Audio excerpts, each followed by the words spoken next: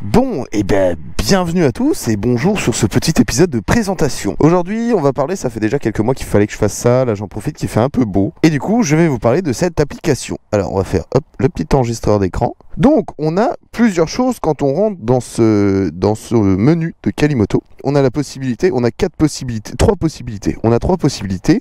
La première est de faire un circuit. Donc, on a de 50 à 500 km. On a la direction, on peut choisir si on veut partir nord, sud, sud-ouest, machin, tout ça. Hop, on va faire un truc au hasard, sud, sud-ouest. Et créer. Voilà. Et là, il vous fait un petit trajet d'une 50aine de bornes. Si vous ne savez pas où aller, vous voyez, là, il m'a créé un trajet au hasard. On voit qu'il y a 1, 2, 3, 4 points de créer. Donc, 5 segments avec le départ. On a 5 segments avec le départ et on a la possibilité ou de le faire en plus rapide avec autoroute, en plus rapide sans autoroute, en sinueux ou en super sinueux. Voilà. Et on peut paramétrer si on veut faire n'importe. Et on reclique sur calculer. Il réfléchit. Voilà. Et donc là, on voit qu'on a une balade de 66 km environ pour 1 heure. Le bar graphe que vous voyez ici, c'est simplement, en gros, l'indice de virage que vous pouvez avoir.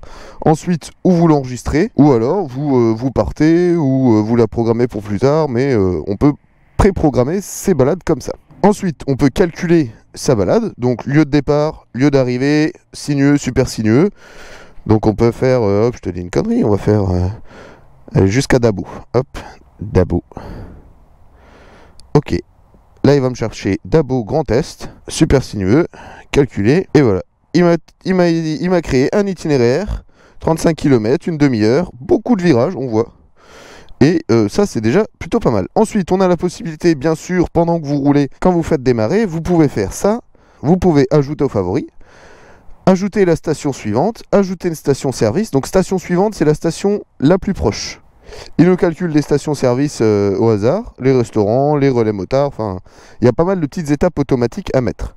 Ensuite, quand vous faites une pause, ou vous mettez arrêt, ou vous mettez terminé. On peut bien sûr ou enregistrer nos balades, donc moi j'ai par exemple toutes les balades du Tour de France que j'avais pu faire, et sinon, il y a les balades de la communauté. Donc c'est en général tout autour de chez vous, donc moi j'ai ou en Lorraine ou en Allemagne, et sinon, j'ai la possibilité d'enregistrer aussi des cartes.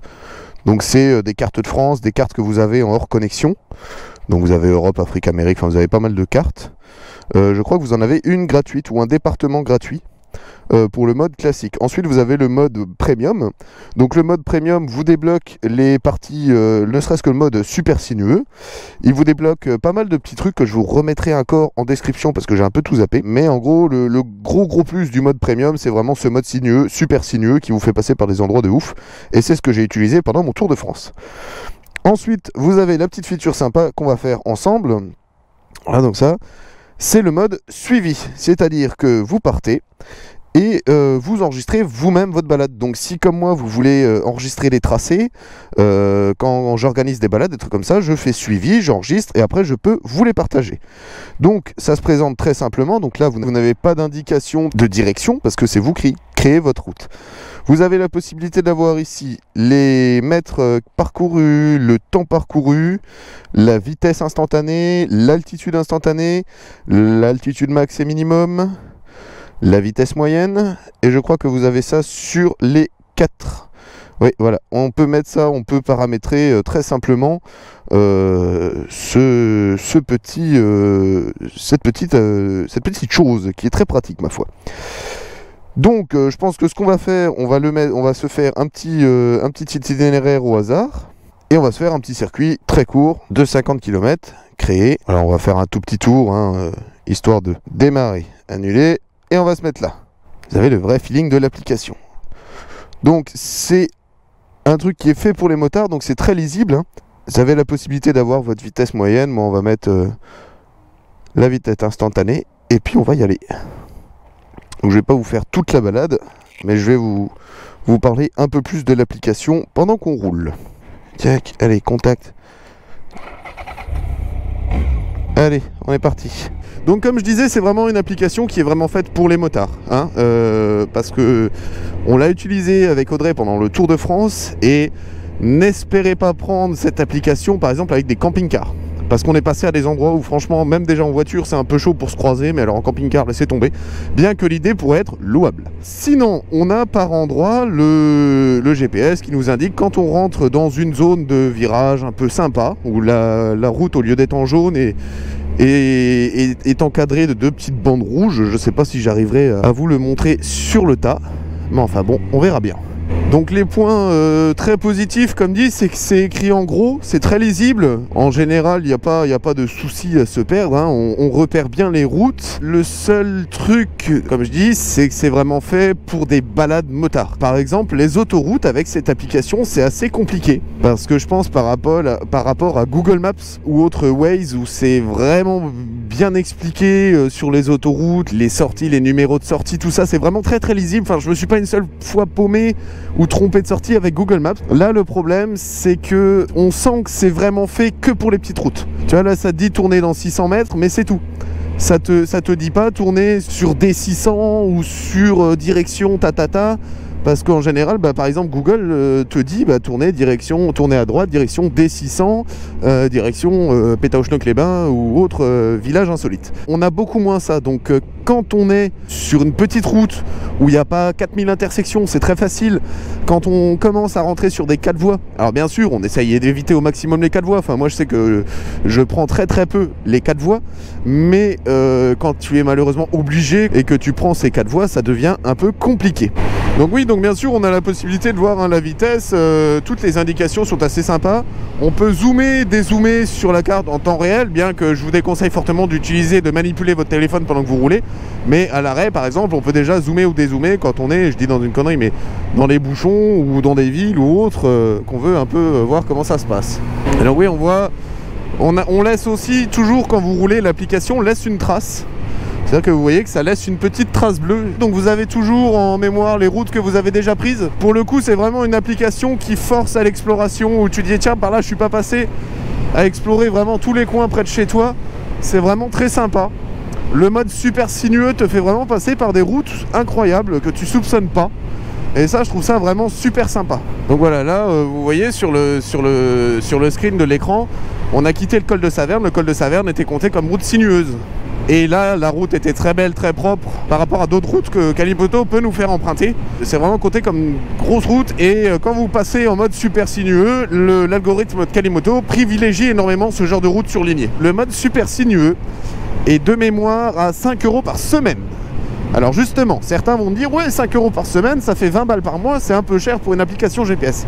C'est 5 € par semaine. Ce que je te conseille de le faire, tu le prends le temps de ton road trip. Si tu pars en road trip 3 semaines, tu le prends 3 semaines et tu prends une semaine avant pour un peu préparer tes routes. Tu n'es pas obligé de prendre l'abonnement à l'année ou autre. Qu'on peut aussi, bien sûr, évidemment, envoyer ces trajets enregistrés, ces balades enregistrées, programmées à vos amis. Vous ajoutez vos amis, ouh ça glisse là par là. Vous ajoutez vos amis et quand vous partez en groupe, vous leur partagez la balade. Vous pouvez envoyer les liens par Messenger, Facebook, mail et autres moyens de communication.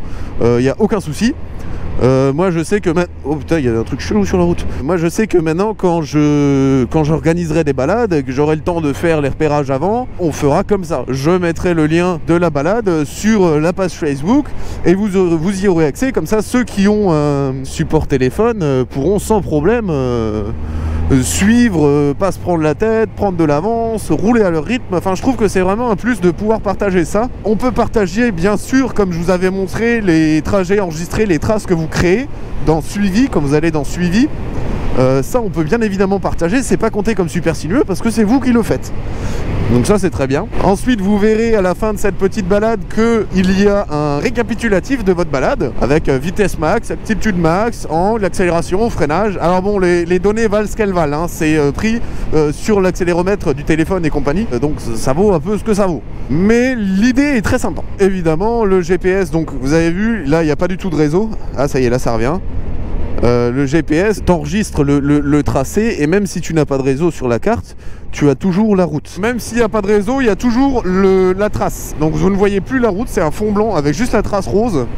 La couleur est très bien choisie parce qu'on la voit très bien, hein, ça saute aux yeux. Mais ça c'est un très bon point quand vous n'avez plus de réseau. Point un petit peu négatif, attention à vos écrans de téléphone quand vous utilisez vos téléphones vraiment très longtemps en pleine chaleur. Après ça c'est comme tout, c'est comme les boutons par exemple laissent un petit voile, vous savez, sur les écrans.